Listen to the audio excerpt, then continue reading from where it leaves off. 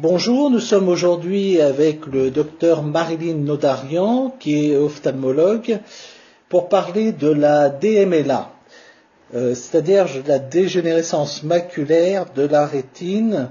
Bonjour, docteur Nodarian. Bonjour. Alors, qu'est-ce que c'est exactement la DMLA?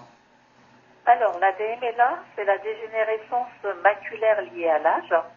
C'est une maladie chronique qui touche la rétine centrale, entraînant une perte de la vision centrale. Alors, qu'est-ce que la macula? Alors, la macula occupe une toute petite partie de la rétine, c'est environ 2 mm de diamètre, mais elle transmet 90% de l'information visuelle. Elle est donc riche en cellules responsables de la vision. Elle permet la discrimination fine, c'est-à-dire la perception des détails tout fins, et elle permet également la vision des couleurs. D'accord, donc Là, oui.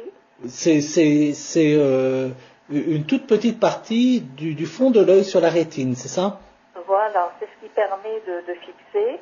Et lorsque l'ophtalmologiste vous fait lire, c'est l'acuité visuelle de la macula qu'on teste. Et pourquoi est-ce qu'elle dégénère, cette macula? On a des hypothèses.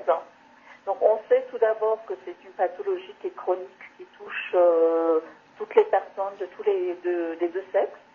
Les premiers signes apparaissent vers 50 ans, mais souvent le diagnostic se fait beaucoup plus tard. Donc on a des facteurs favorisants. On pense que l'âge, le tabac et l'hérédité jouent beaucoup.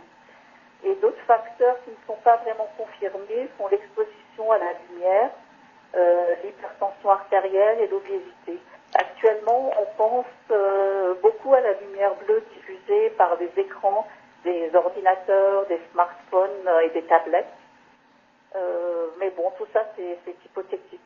D'accord, donc il n'y a pas vraiment de preuve, mais c'est un élément parce que effectivement la lumière bleue est bien plus véhiculée par l'œil. Et donc comment on fait comment on fait le diagnostic de cette DMLA? Alors, souvent, ce sont les patients qui se plaignent. Ils se plaignent d'une diminution de la sensibilité des contrastes. Ils ont besoin de mettre plus de lumière. Ils ont parfois une diminution de la vision. Mais le signe qui inquiète énormément les gens qui les font consulter, c'est la déformation des lignes. Ils vont onduler. Donc, soit à la lecture, ils voient les lignes ondulées, ou alors les lignes verticales. Voilà. Et souvent, et quand c'est trop tard, c'est malheureusement l'apparition d'une tache sombre centrale qu'on appelle scrotum. D'accord, oui, donc c'est un peu que la personne est aveugle sur une partie de son champ visuel. Voilà, donc la personne n'est pas totalement aveugle puisque le champ visuel périphérique est intact, mais ils ont une tache centrale qui est noire. Lorsque la personne vous regarde, regarde votre visage, ne voit pas votre visage, mais voit les détails autour du visage ainsi que le corps. Et lorsque la personne lit, elle doit décaler son œil pour pouvoir lire parce qu'au sens, c'est noir. Il est conseillé d'aller voir, parce que là, j'imagine que quand on en est à ce point-là, c'est presque trop tard. Voilà. Donc en fait, c'est souvent lors d'un examen systématique que l'ophtalmologiste fait le diagnostic en regardant le fond d'œil. Il peut trouver des petits signes qui annoncent la survenue d'une éventuelle DMLA, soit des petites altérations, c'est-à-dire des petits effets au niveau de la rétine, ou alors ce qu'on appelle des druses. Ce sont des petites taches blanchâtres, un peu jaunâtres au fond d'œil, et l'accumulation de résidus de cellules photoréceptrices qui n'ont pas été évacuées et qui s'accumulent au niveau de la rétine. Donc ce sont deux signes qui font que nous devons surveiller un tout petit peu plus le patient et on l'informe des signes annonciateurs pour qu'il vienne consulter en urgence s'il y a des signes dans sa vision qui changent. D'accord. Alors comment on fait une fois que la personne est alertée sur sa DMLA, que l'ophtalmologiste l'a prévenu qu'il risquait d'aller un petit peu plus loin, qu'est-ce que la personne peut faire pour éviter que ça empire? Donc on leur demande de manger équilibré, des fruits rouges, des légumes verts, et voilà. Essayer d'arrêter le tabac, de se protéger un petit peu contre la lumière De mettre des lunettes de soleil, par exemple? Oui, des lunettes de soleil ou des lumières qui filtrent la lumière bleue des écrans.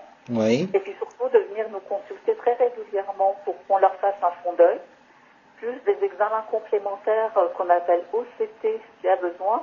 C'est Ocular Coherence Tomography, qui est l'équivalent d'un scanner au niveau de la rétine et qui donne des coupes quasiment microscopiques de l'œil. Donc ça nous permet de suivre un petit peu la pathologie et l'évolution. Et alors j'avais lu quelque part que, enfin on voit ça chez les pharmaciens, que il y a pas mal de complexes vitaminiques pour lutter contre la DMLA. Qu'est-ce que vous en pensez? Alors il y a eu des grandes études aux États-Unis qui s'appellent les études ARED 1 et ARED 2.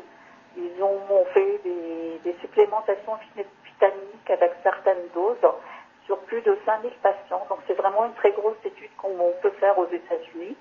Et l'apport vitaminique est très quantifié. Donc il y a certains dosages à respecter. Et souvent l'ophtalmologiste conseille quelques produits bien spécifiques. Alors vous pouvez nous dire lesquels? Alors, c'est je voudrais pas faire de la publicité, mais vous avez plusieurs produits, par exemple Préservision, qui a été un des premiers à être sur le marché. Vous avez Nutrof également, plus d'autres produits. Alors qu'est-ce qu'il y a dans ces produits? Qu'est-ce qu'il y a? Il y a du sélénium, de la lutéine. Qu'est-ce qu'il y a exactement dedans? Il y a de la vitamine C, 180 mg, la vitamine E, mg, du zinc, du cuivre, des huiles de poisson qui sont très bien, l'oméga 3, il y a du DHA, la lutéine et la zéaxanthine. Et donc souvent on rajoute maintenant du resveratrol qui est contenu dans les pépins de raisin. D'accord, oui, ce fameux. Voilà, donc il faut prendre ces compléments alimentaires. Il a été bien certifié et bien prouvé que les gens qui prennent des compléments alimentaires à la bonne dose et les bons compléments alimentaires arrivent à stopper l'évolution de cette pathologie et on arrive à gagner 1 ou 2 lignes au long cours, voilà, au bout de quelques années. Oui, donc je crois qu'il faut aussi spécifier que c'est en plus d'une bonne alimentation, que c'est pas parce qu'on prend des vitamines et qu'on continue de fumer ou avoir une hygiène de vie qui est pas ce qu'il faudrait, c'est pas les compléments alimentaires qui vont faire que tout rentre dans l'ordre. Voilà, exactement. Alors l'inconvénient de ces traitements, c'est qu'ils sont d'un certain coût et ils ne sont pas pris en charge par la sécurité sociale. Il y a certaines mutuelles qui commencent à les rembourser. D'accord. Voilà. Et au niveau, il n'y a pas d'intervention, de produits à mettre dans l'œil quand c'est plus évolué. Traitement en fait. Donc lorsqu'on a des signes précurseurs de la DMLA, comme je vous ai parlé, des altérations et des druses, l'évolution se fait comment? Il y a deux formes. Il y a une forme qui est majoritaire qu'on appelle sèche ou atrophique. Donc c'est la forme qui est majoritaire. C'est une évolution lente mais inexorable vers la disparition progressive des cellules et vers la baisse de vision. Malheureusement, pour le moment, il n'y a pas de traitement. Donc on a eu des choses qui sont sorties mais qui n'ont pas été poursuivies pour différentes raisons. Et donc là, malheureusement, à part la supplémentation en vitamines, il n'y a rien à faire.